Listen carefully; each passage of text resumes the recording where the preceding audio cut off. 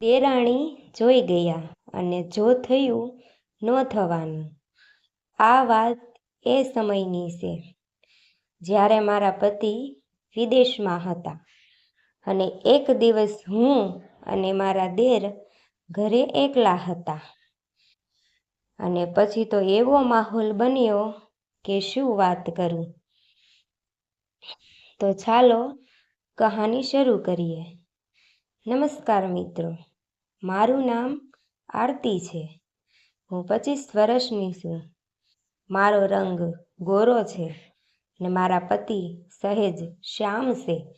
મારા લગ્નને 4 વર્ષ થયા હતા અને મારા સસુરાલમાં મારી દેરાણી અને મારા દેર તેમની એક નાની દીકરી સાથે રહીએ છીએ. મારા સાસુ અને સસરા ગામડે રહેતા હતા અને મારા પતિ 1.5 વર્ષથી વિદેશમાં હતા.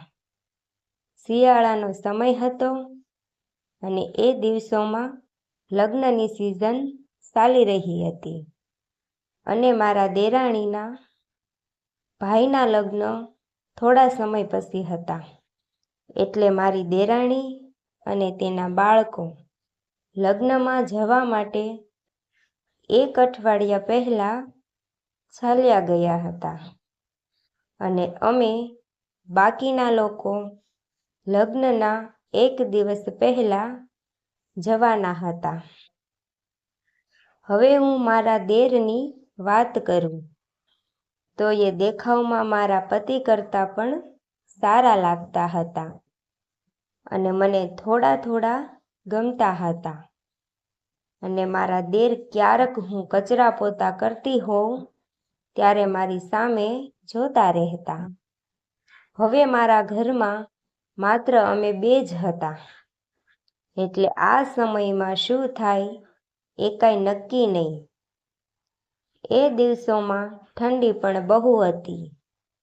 હવે રાત્રે હું જમવાનું બનાવીને ટીવી જોવા લાગી હતી કારણ કે હજુ મારા દેર આવ્યા ન હતા. ત્યારે ટીવીમાં જિસ્મ ફિલ્મ આવી રહી હતી અને એક રોમેન્ટિક સીન ચાલી રહ્યો હતો. હવે મારું શરીર ગરમ થવા લાગ્યું. હવે મને લાગતું કે કોઈ આવે અને મને ઠંડી કરી દે કારણ મારા પતિ 1.5 વર્ષથી વિદેશમાં હતા. હવે રાતના 9 વાગી ગયા હતા અને મારા દેરનો આવવાનો સમય હતો. થોડી વાર પછી ડોરબેલ વાગી અને મેં દરવાજો ખોલ્યો તો મારા દેર હતા.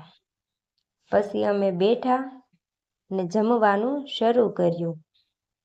જમતી વખતે મારું ધ્યાન ફક્ત તેમની તરફ જ જતું હતું. તેમનું ધ્યાન પણ મારી તરફ જ હતું અને એ મને સ્માઇલ આપતા હતા. થોડી વાર પછી જમીને ઊભા થઈ ગયા અને હું પણ મારું કામ પૂરું કરી દૂધ લઈ એના રૂમમાં ગઈ અને જોયું કે તેઓ કામ કરતા હતા. થોડી વાર પછી હું ફરીથી તેના રૂમ તરફ ગઈ અને જોયું કે તે હજી પણ લેપટોપ પર જ કામ કરતા હતા. રાતના 11 વાગી ગયા હતા. હું તેમની પાસે એમનું લેપટોપ બળજબરીથી બંધ કરી દીધું અને કહ્યું, આટલી રાત થઈ ગઈ છે અને તમે હજી કામ કરો છો? અને એનો હાથ પકડીને બાજુમાં બેસી ગઈ.